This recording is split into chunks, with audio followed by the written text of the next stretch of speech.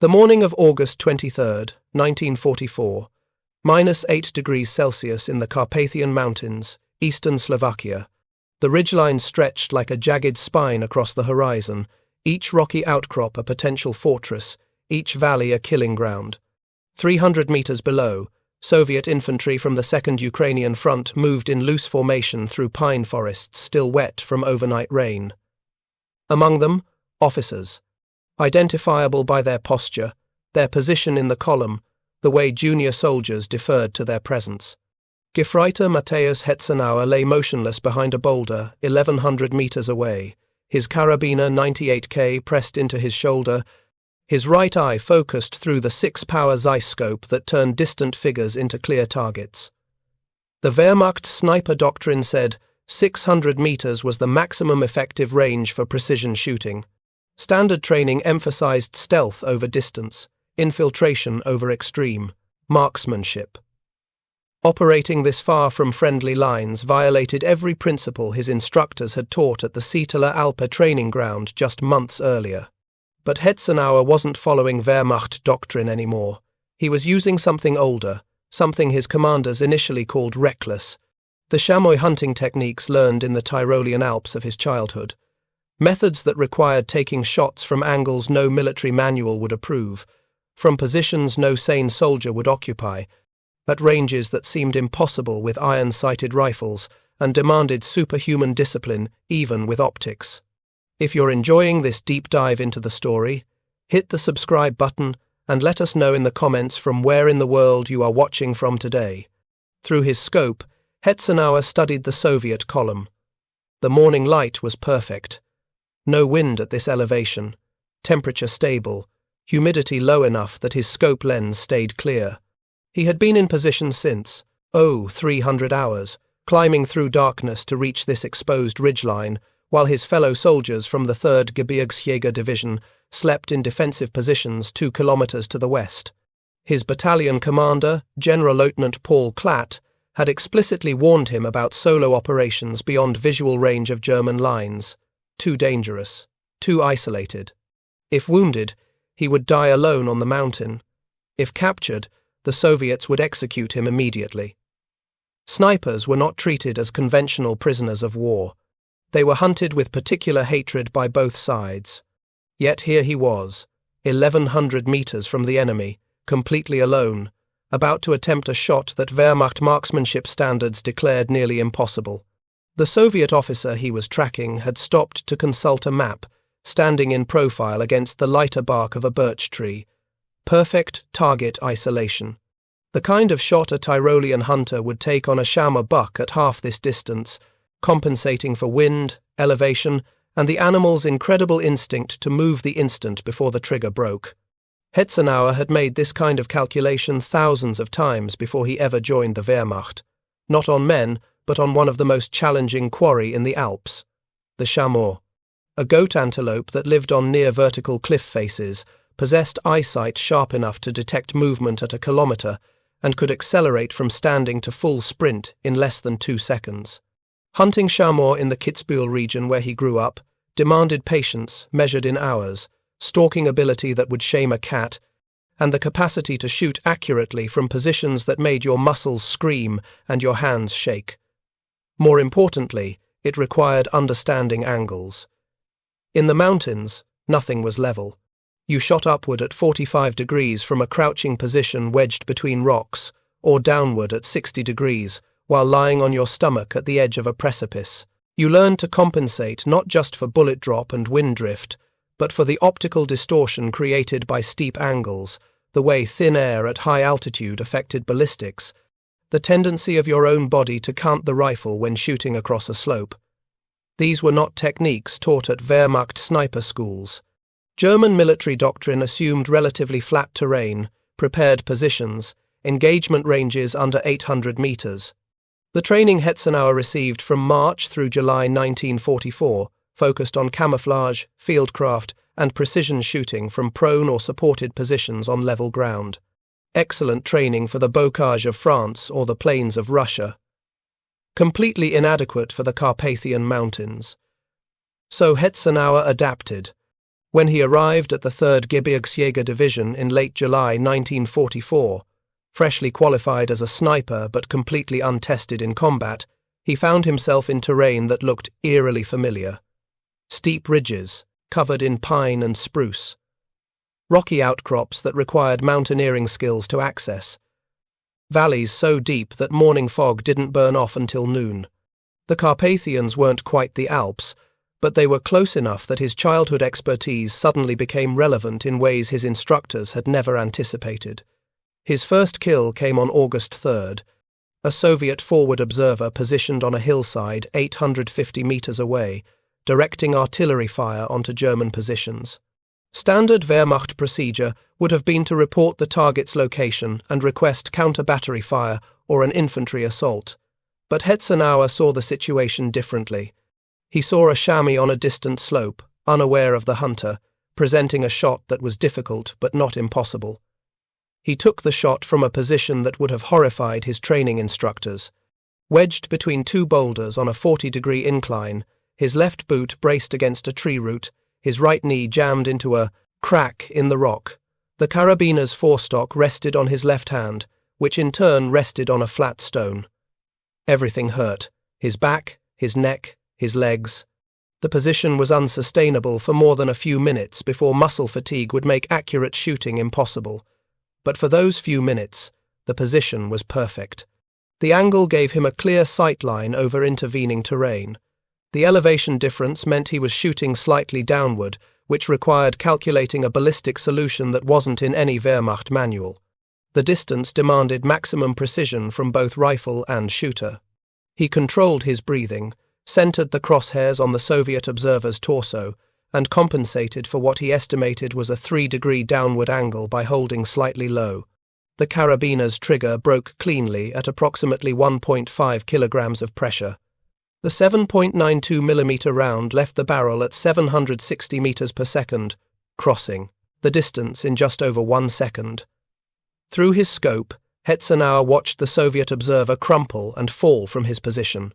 The artillery barrage that had been pounding German lines stopped 30 minutes later. 1 shot, 1 kill, immediate tactical effect. But more importantly, Hetzenauer had proven something to himself. The chamois hunting techniques that Wehrmacht doctrine ignored could produce results that conventional methods couldn't match. Word spread quickly through the division.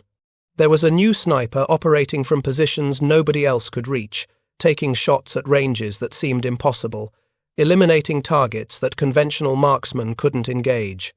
Battalion commanders started receiving reports of Soviet officers dropping dead at distances exceeding 1,000 meters.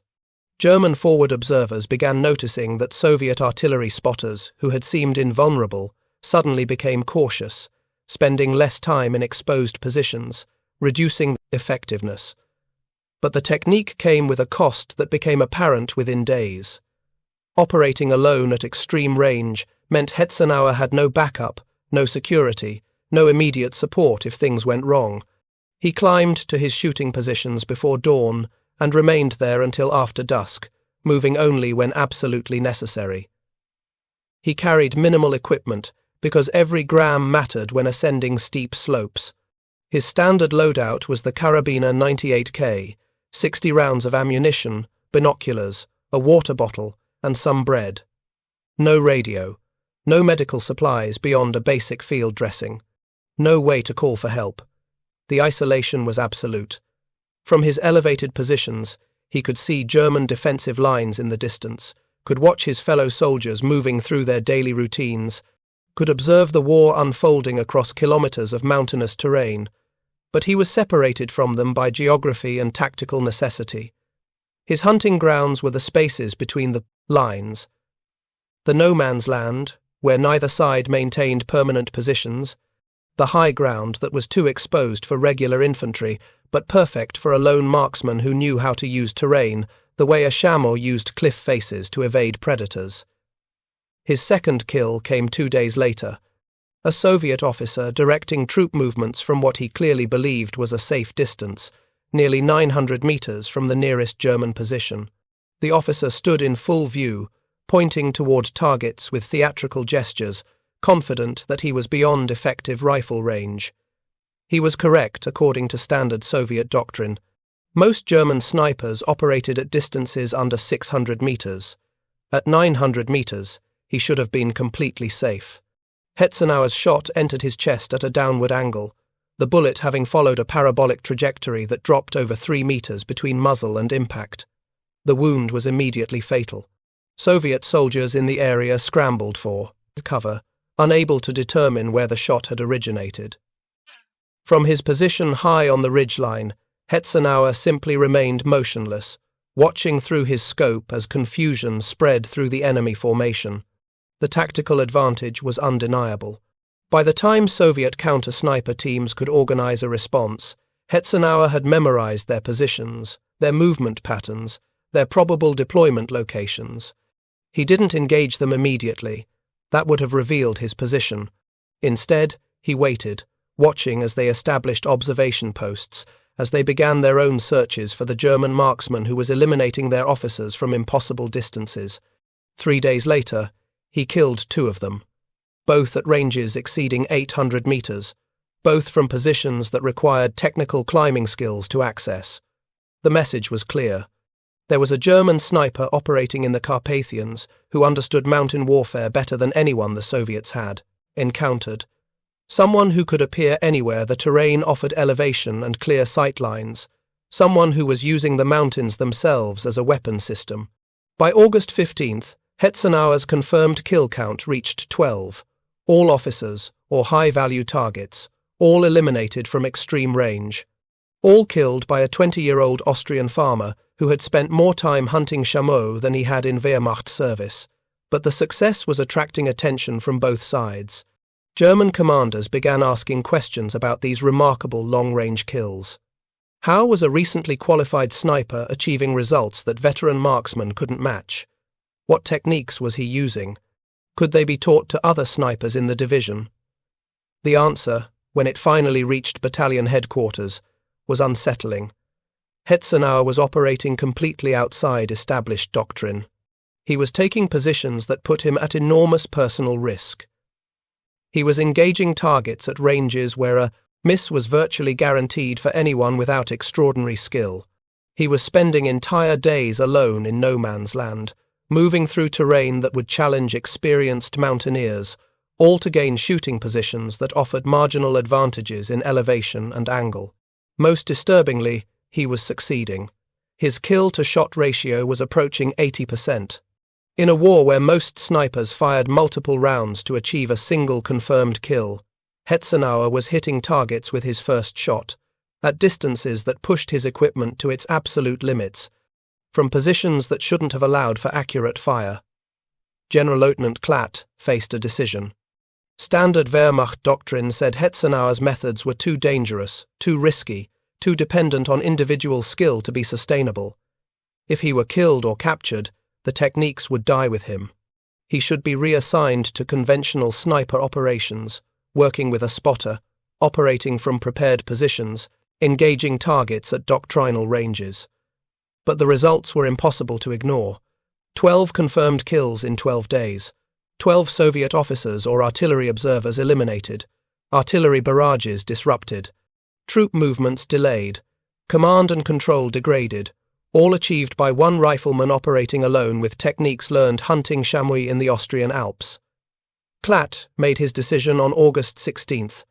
Hetzenauer would continue his solo operations, but with new parameters.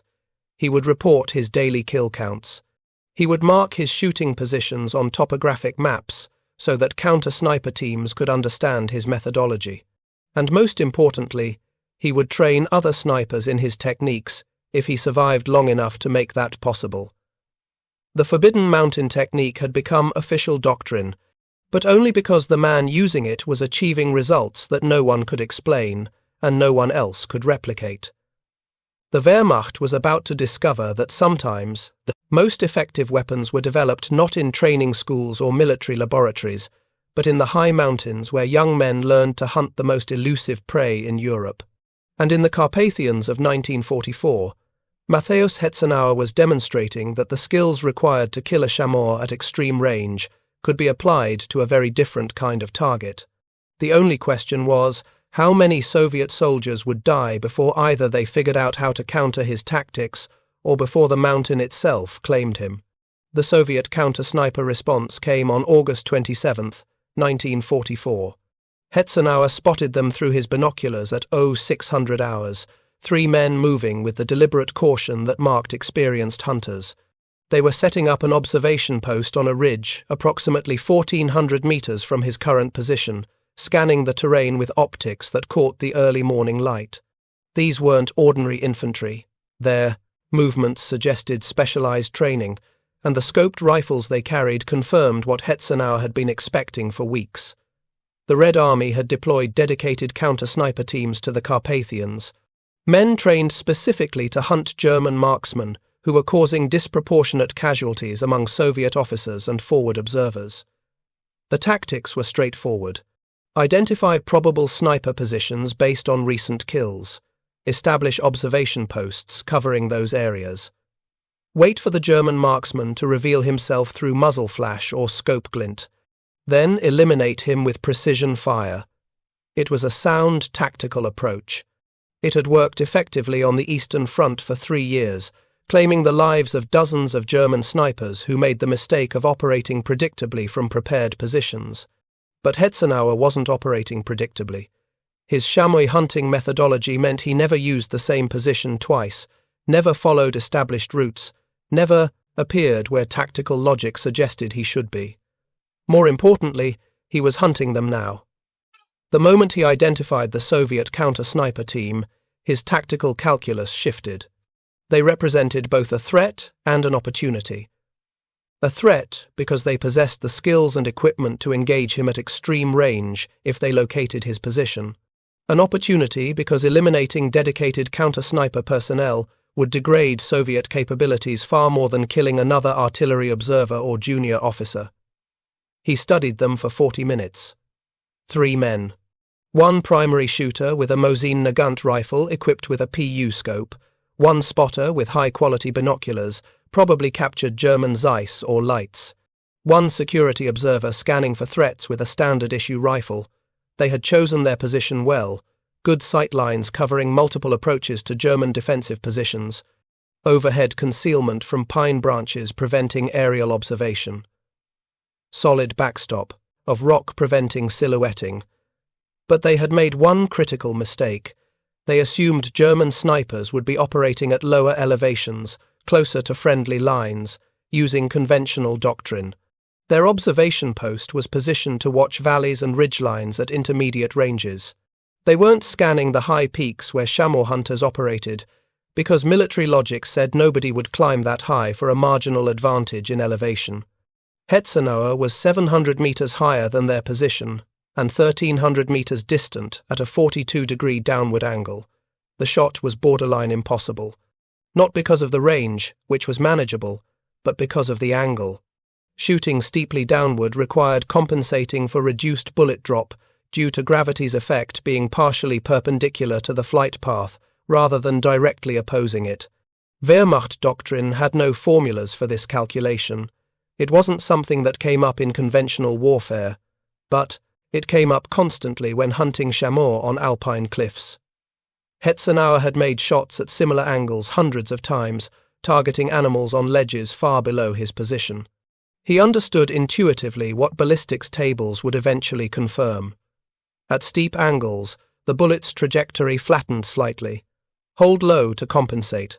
Not too low, or the round would strike harmlessly into the rocks behind the target, just enough to account for the altered physics. He settled into a shooting position between 2 boulders that provided natural support for the Karabiner's forestock. The rock was cold against his chest, despite the relatively warm morning temperature. His breathing slowed, became controlled, deliberate. Through the 6-power scope, the Soviet spotter was clearly visible, scanning the lower ridges with his binoculars. Wrong target. The spotter would react to his companion's death, but he wasn't the immediate threat. The primary shooter was the dangerous one. Hetzenauer shifted his aim to the man with the scoped Mosin Nagant. Center mass. Compensate for the downward angle by holding approximately 0.3 meters low at this distance. Account for the negligible wind at this elevation, steady pressure on the trigger. The Karabiner fired. Through his scope, Hetzenauer watched the Soviet sniper collapse. The other two men dove for cover, scrambling behind rocks, trying to locate the source of fire that had just killed their companion from an impossible direction. They were scanning downrange, toward German lines, toward the obvious positions where a sniper should be operating. Hetzenauer chambered another round. The security observer had made a fatal mistake, raising his head above cover to scan with his rifle. 7.92 mm round, 1,300 meters, 42-degree angle. The bullet struck him in the upper torso. He fell backward and didn't move again. The spotter was smarter. He had pressed himself flat against the rocks, making himself as small a target as possible. But his position was now compromised. He couldn't observe from here, couldn't call in artillery, couldn't coordinate with other units. He was pinned by a threat he couldn't even identify. Killed or neutralized his two companions in under 90 seconds from a position that shouldn't exist according to any tactical manual he had studied. Hetzenauer didn't take the third shot. The spotter would spread the word.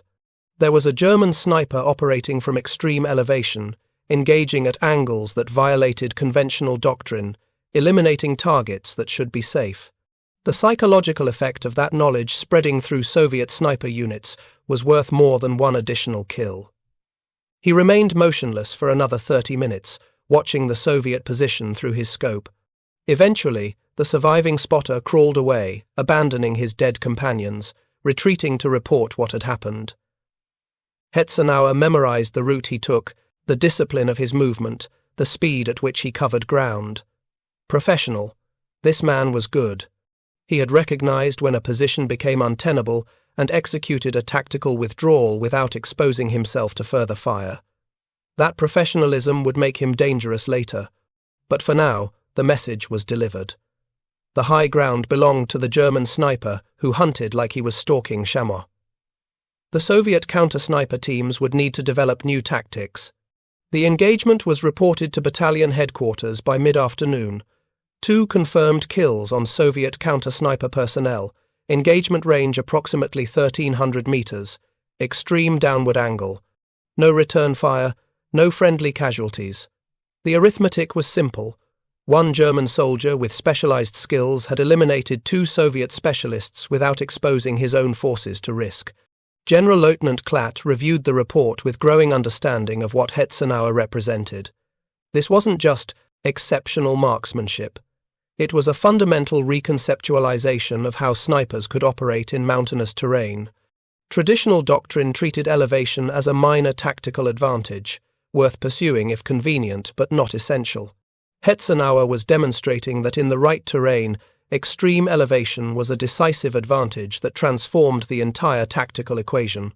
From high positions, he could observe enemy movements across dozens of square kilometers, could identify targets that were invisible from lower elevations, could engage at ranges where return fire was geometrically impossible because the angles exceeded what Soviet weapons could manage from their positions, could withdraw along routes that were inaccessible to pursuit because they required technical climbing skills.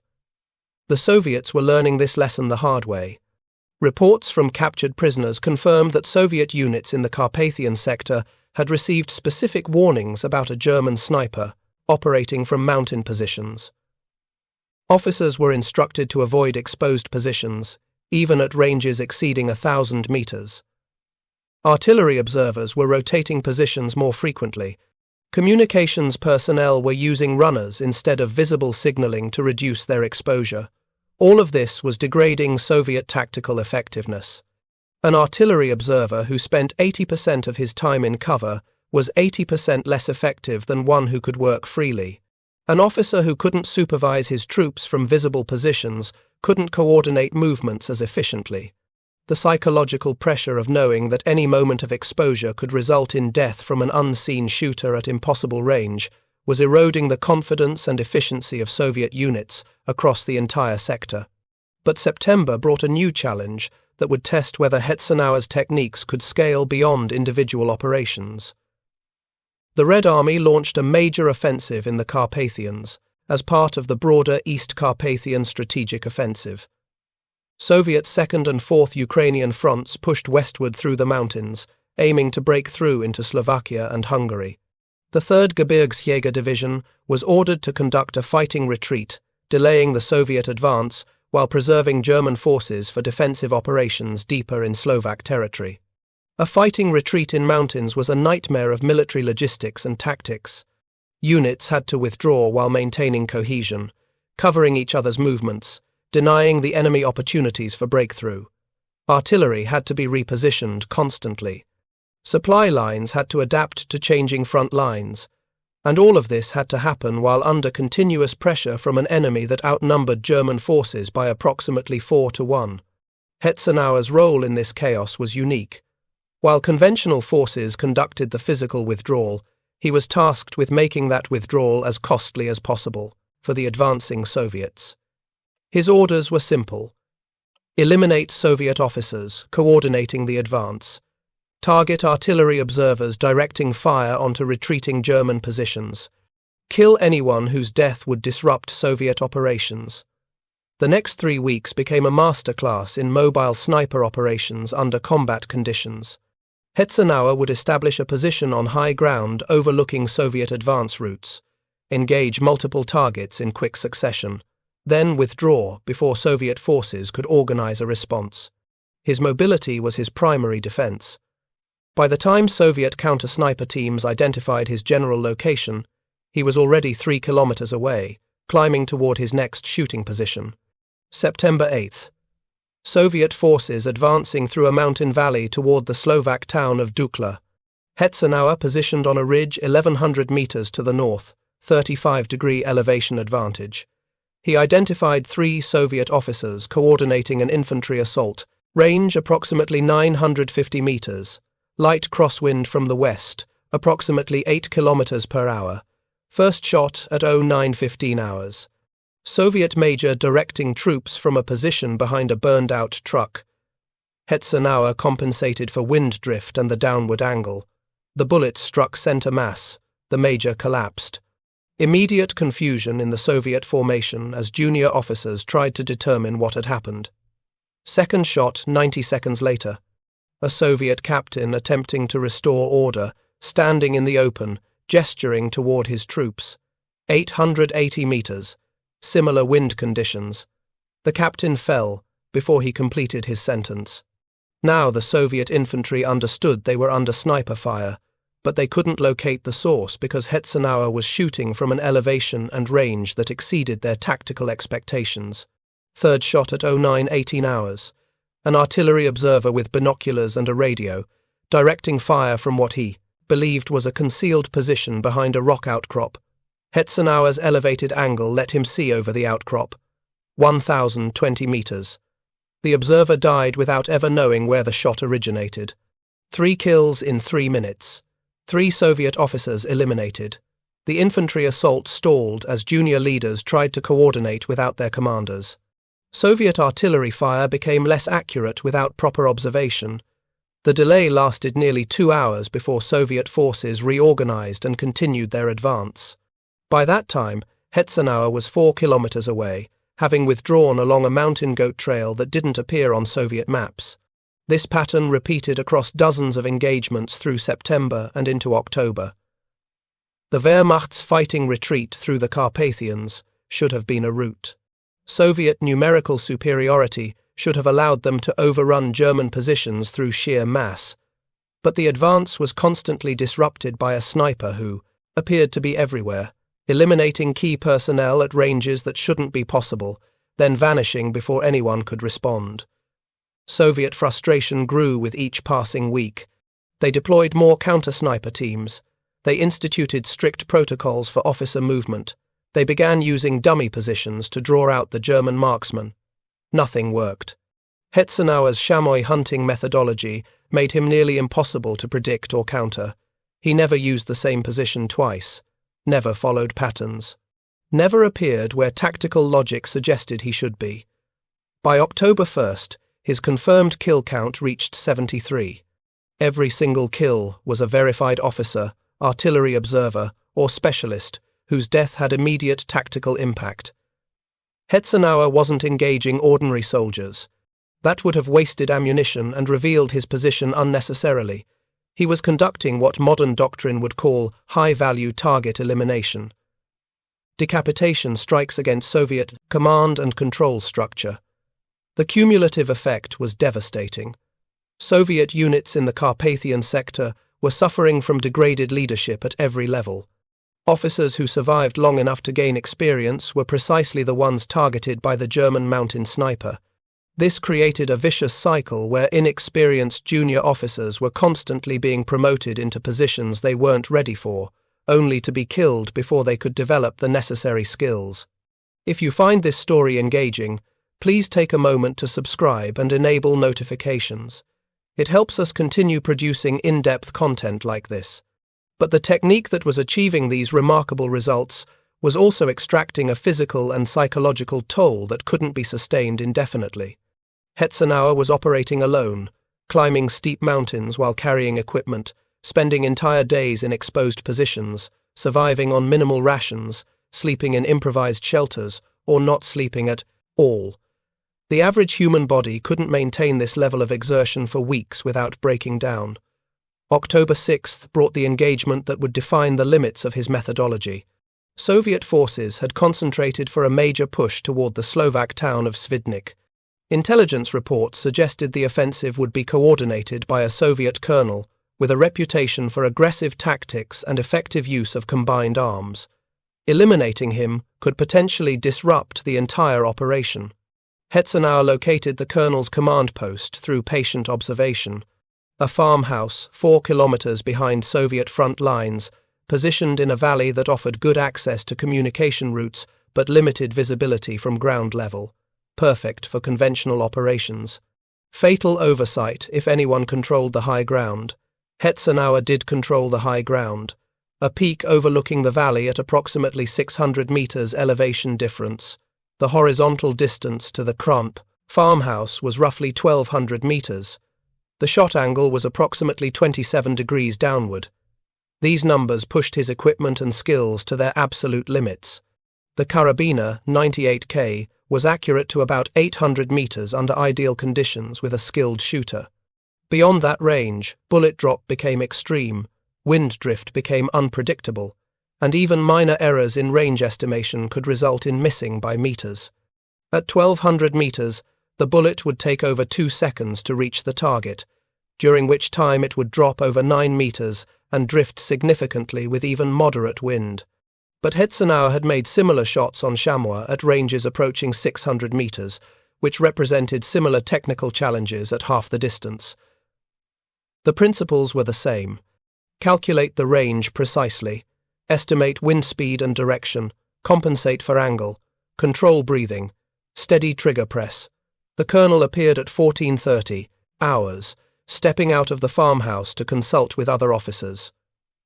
Through his scope, Hetzenauer could see details that would have been invisible to the naked eye. The man's rank insignia, the map he was holding, the way other officers deferred to his authority. This was definitely the target. Hetzenauer made his calculations. 1,200 meters horizontal, 600 meters vertical drop, 27-degree angle, wind approximately 12 kilometers per hour from the northwest, temperature 20 degrees Celsius, barometric pressure normal for this elevation. The ballistic solution was complex. At 1,200 meters, the bullet would drop approximately 9.2 meters without compensation. The downward angle reduced effective drop to approximately 8.7 meters. Wind drift at this range, with this wind speed, would be approximately 1.1 meters to the east. The bullet's time of flight meant the target could move during the shot, so he needed to time his fire for when the colonel was stationary. He waited. The colonel gestured toward the map, explaining something to his subordinates. Stationary for approximately 4 seconds. Long enough. Hetzenauer placed his crosshairs 1.1 meters to the left of the colonel's center mass to compensate for wind. He elevated his aim 8.7 meters to compensate for bullet drop at angle. He controlled his breathing until his body was absolutely still. Then he pressed the trigger with smooth, steady pressure. The Karabiner fired. 2.3 seconds later, at a distance of 1,200 meters, After dropping 8.7 meters and drifting 1.1 meters in the crosswind, the 7.92 mm bullet struck the Soviet colonel in the upper chest. Through his scope, Hetzenauer watched the man fall. The other officers scattered, diving for cover, shouting orders that Hetzenauer couldn't hear but could easily interpret from their frantic movements. 1. Shot. 1,200 meters. Confirmed kill on a high-value target. The Soviet offensive towards Svidnik was delayed by 18 hours, while new command arrangements were established. Those 18 hours allowed German forces to improve their defensive positions and bring up reinforcements. The tactical advantage gained from a single bullet was measurable in lives saved and ground held. But as Hetzenauer withdrew from his shooting position, descending the mountain through dense forest to avoid Soviet patrols that were surely being organized to search for him, he felt the cumulative exhaustion of 2 months of continuous operations beginning to affect his judgment. His legs were shaking from fatigue. His hands were developing tremors that made precise shooting difficult. He had lost approximately 8 kilograms of body weight since August, surviving on inadequate rations while maintaining a level of physical activity that would challenge an Olympic athlete. The chamois hunting technique was proving devastatingly effective, but it was also proving unsustainable for extended operations without rest and recovery. The question was whether the Wehrmacht would recognize this limitation before Hetzenauer's body simply gave out under the accumulated stress, or before he made a mistake that cost him his life. The answer would come from an unexpected direction. Not from his own exhaustion, but from a Soviet artillery shell that would change everything about how both he and the Wehrmacht understood the true cost of fighting alone on the high peaks where chamois hunters had learned their deadly trade. November 6, 1944.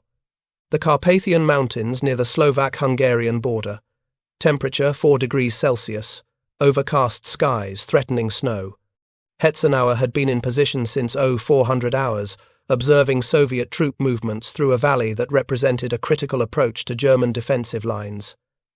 His kill count had reached 132 confirmed eliminations.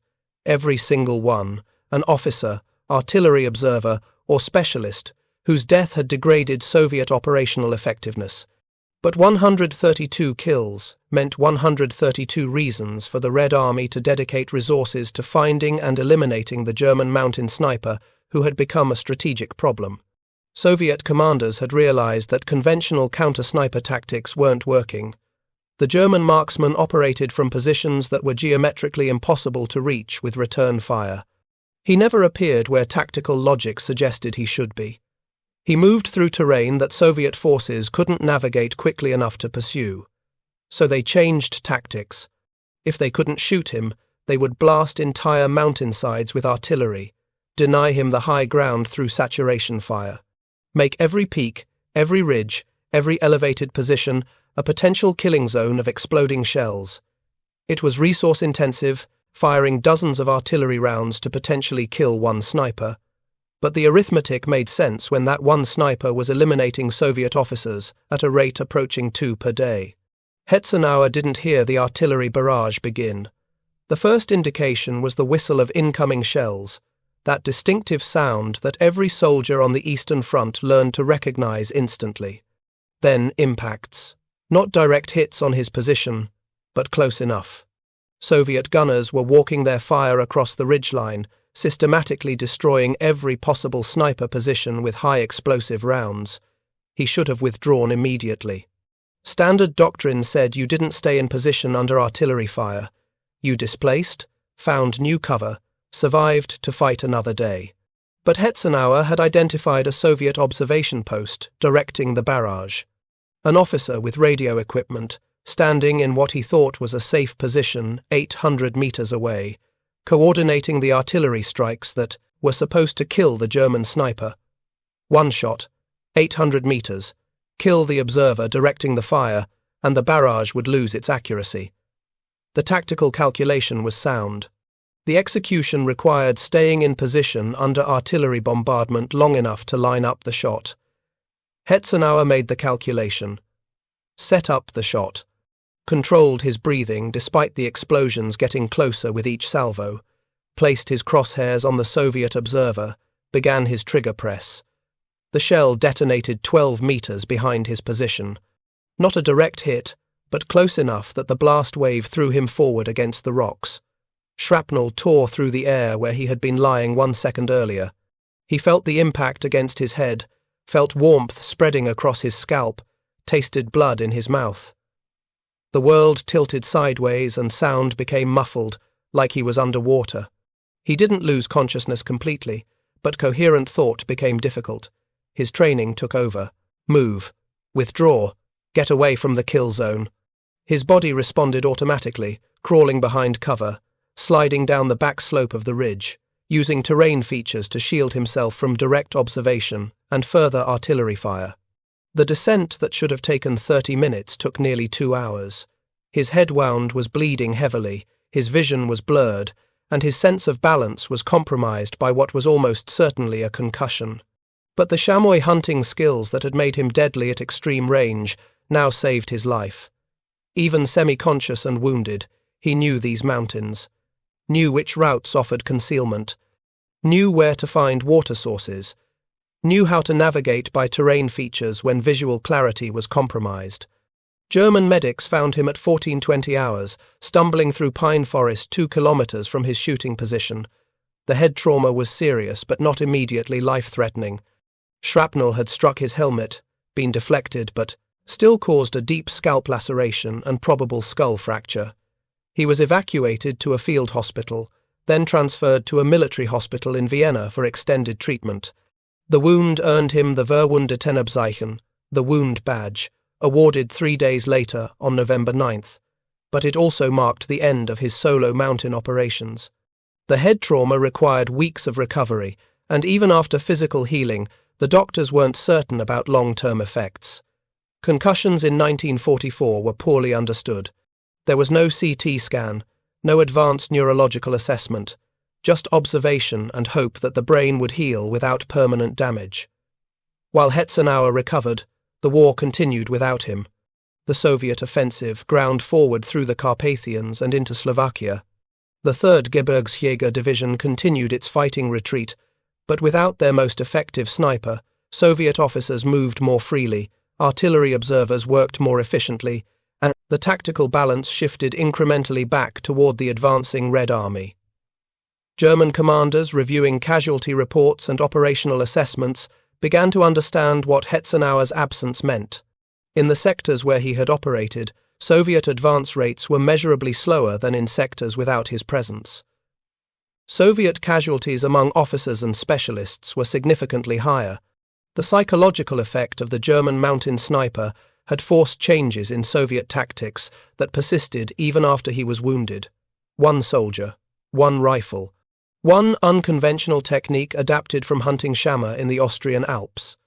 The impact on combat operations was disproportionate to the resources invested. The Wehrmacht had spent 4 months training Hetzenauer as a sniper.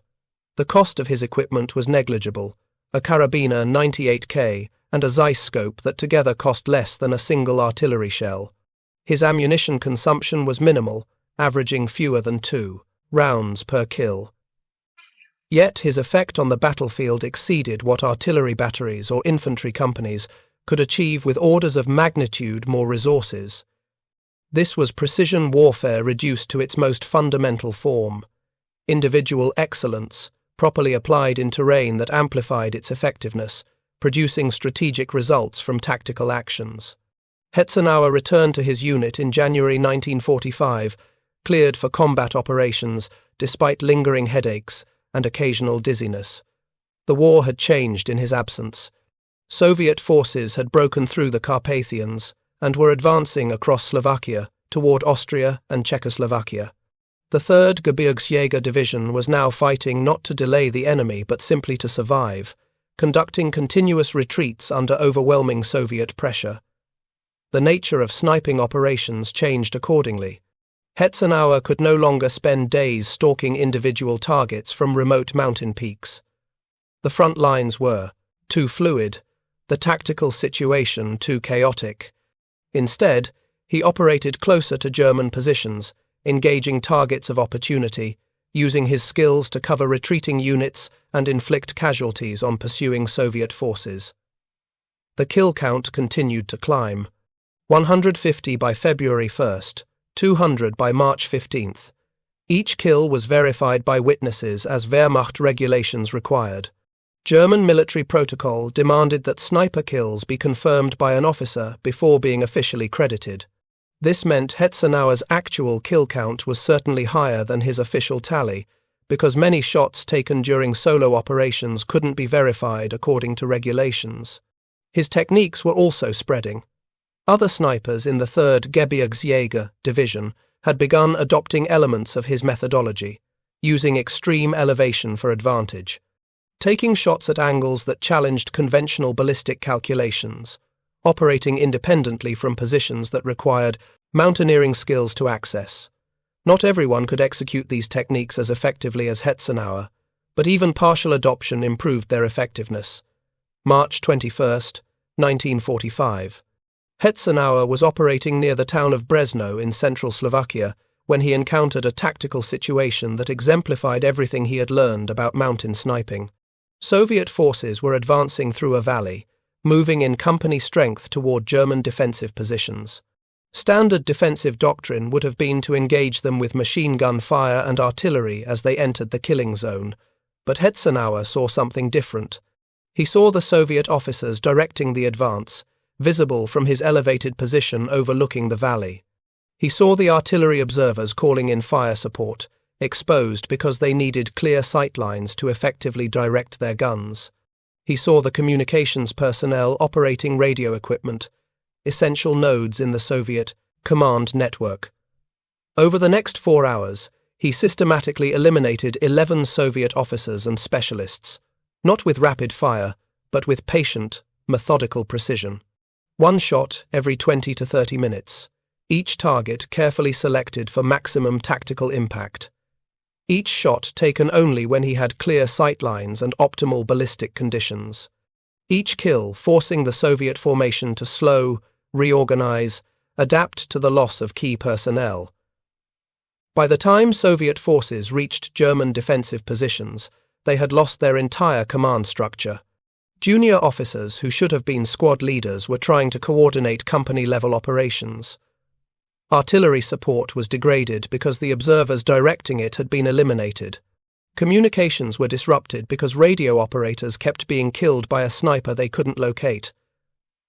The German defensive positions held, not because they had superior numbers or firepower, but because the attacking Soviet forces had been systematically decapitated by a single marksman operating from positions that turned the valley into a killing zone for anyone with leadership responsibilities. This engagement was documented in detail because Wehrmacht officers had finally begun to recognize that Hetzenauer's techniques represented a fundamental innovation in mountain warfare. His methods were being studied, codified, prepared for inclusion in revised sniper training doctrine. The chamois hunting approach that had initially seemed like reckless improvisation was being recognized as a legitimate tactical methodology with repeatable results. April 17, 1945. Hetzenauer's kill count reached 345 confirmed eliminations. General Lieutenant Paul Klatt submitted his recommendation for the Ritterkreuz des Eisernen Kreuzes, the Knight's Cross of the Iron Cross, the highest military decoration that could be awarded to a German soldier. Recognition of exceptional bravery and military achievement. The recommendation detailed Hetzenauer's record: 345 confirmed kills, equivalent to 2 full Soviet companies, eliminated. Operations conducted without regard for personal safety, often alone, deep behind enemy lines. Tactical innovations that had influenced sniper doctrine across the entire Wehrmacht. Exemplary courage under artillery fire and enemy attacks. The recommendation was approved by General der Gebirgstruppe Karl von Lesueur and General der Panzertruppe Walter Nering.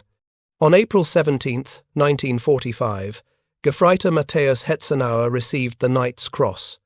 A 20-year-old Austrian farmer who had spent his childhood hunting chamois was now recognized as one of the most effective snipers in German military history. But the award came at a moment when the war was clearly lost. Soviet forces were advancing across Austria, American and British armies were pushing into Germany from the west. The Third Reich had weeks, perhaps days, remaining. The Knight's Cross was recognition of extraordinary achievement in service of a lost cause. May 8, 1945. The Wehrmacht surrendered unconditionally. But for Hetzenauer, the war didn't end with the surrender. Soviet forces, who had spent months hunting the German mountain sniper, finally located him as German units were disintegrating and surrendering en masse. He was captured by Soviet troops in Silesia, along with thousands of other German soldiers. Soviet treatment of prisoners of war was notoriously harsh, and snipers received special attention. They were considered assassins, murderers who killed from hiding rather than fighting honorably in open combat. Captured snipers could expect brutal interrogation, summary execution, or at best, transfer to labor camps with minimal chance of survival. Hetzenauer was fortunate only in that he wasn't executed immediately. Instead, he was sent to a Soviet prison camp, where conditions were deliberately designed to break prisoners psychologically and physically.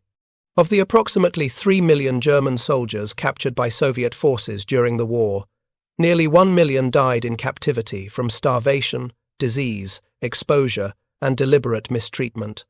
The camps were located primarily in Siberia and Central Asia, regions where winter temperatures could drop to -40 degrees Celsius and summer heat exceeded 40 degrees. Prisoners worked 12 to 14-hour days in mines, forests, and construction projects. Food rations were calculated to provide just enough calories to sustain life while performing heavy labor. Medical care was essentially non-existent. Hetzenauer survived 5 years in these conditions. 5 years of deliberate deprivation designed to punish prisoners and extract maximum labor before they died. How he survived when so many others didn't is documented only in fragmentary records. His physical conditioning from years in the mountains certainly helped. His psychological resilience, developed through months of solo operations under combat stress, gave him mental tools to endure captivity, and perhaps simple luck, being assigned to work details that were slightly less lethal than others, avoiding the diseases that killed thousands, drawing guards who weren't quite as brutal as they could have been. He was released on January 10, 1951. Part of a gradual repatriation of German prisoners that occurred years after the war ended, facilitated by West German Chancellor Konrad Adenauer's negotiations with Soviet authorities. Hetzenauer returned to Austria, to the Tyrolean village of Brixen the First Thale, where he had been born 26 years earlier. The man who returned was not the same as the boy who had left. Physical scars from combat wounds and prison camp conditions, psychological trauma from years of killing, years of imprisonment, years of watching men die from violence and neglect. The German military had trained him to be the deadliest sniper on the Eastern Front. The Soviet prison system had taught him what it meant to be powerless, to survive when survival seemed impossible. He became a carpenter, married a woman named Maria, lived quietly in the mountains where he had learned to hunt chamois as a child. He didn't talk much about the war. Most veterans didn't. The experiences were too traumatic, too complex to explain to people who hadn't been there. How do you explain to someone what it feels like to kill 345 human beings? How do you describe 5 years in a Soviet labor camp? You don't. You work, you raise a family, you try to build something normal from the fragments of a life that war shattered. He died on October 3, 2004, at age 79 after several years of deteriorating health. His wife Maria outlived him by 2 years, dying in 2006. They are buried together in the local cemetery of Brixen am Thale, in Section 3, Row 3. A simple grave for a man, whose wartime achievements had been extraordinary, but whose post-war life was deliberately ordinary. The tactical innovations he developed outlived him by decades. Modern sniper doctrine, in mountain warfare, incorporates principles that Hetzenauer discovered through trial and error in the Carpathians. The use of extreme elevation for geometric advantage, the application of hunting techniques to military sniping, the recognition that in proper terrain, a single skilled marksman could produce strategic effects far beyond what conventional force ratios would suggest possible.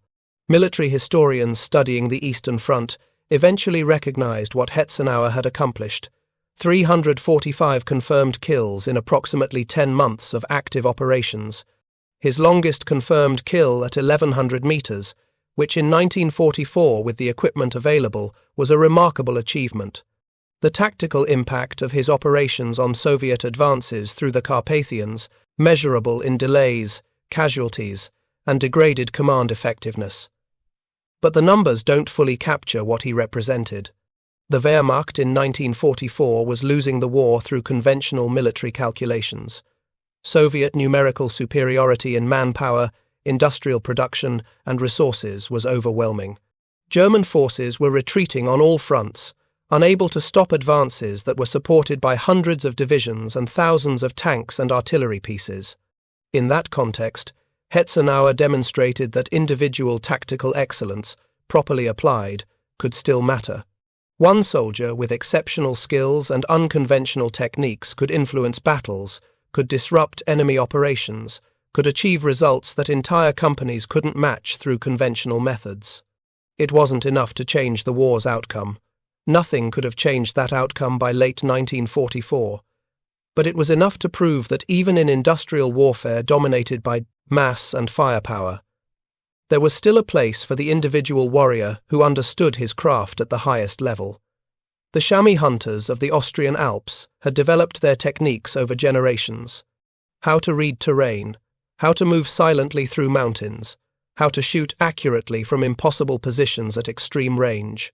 Those techniques were refined through necessity, because chamois were among the most challenging prey in Europe: fast, alert, inhabiting terrain that challenged even experienced mountaineers. When the Wehrmacht needed snipers for mountain warfare on the Eastern Front, they discovered that the skills required to hunt chamois translated directly to hunting Soviet officers. The same patience, the same attention to wind and angle and distance, the same willingness to climb to positions that seemed unnecessarily difficult to reach, the same understanding that the high ground, properly used, was worth any amount of effort to gain. Hetzenauer's forbidden mountain technique wasn't forbidden because it violated military regulations. It was forbidden by the simple reality that very few soldiers possessed the combination of mountain skills, marksmanship ability, and psychological resilience required to execute it successfully. Wehrmacht doctrine couldn't officially teach techniques that 99% of soldiers couldn't perform. But for the 1% who could, those techniques were devastatingly effective. Thank you for watching. For more detailed historical breakdowns, check out the other videos on your screen now, and don't forget to subscribe.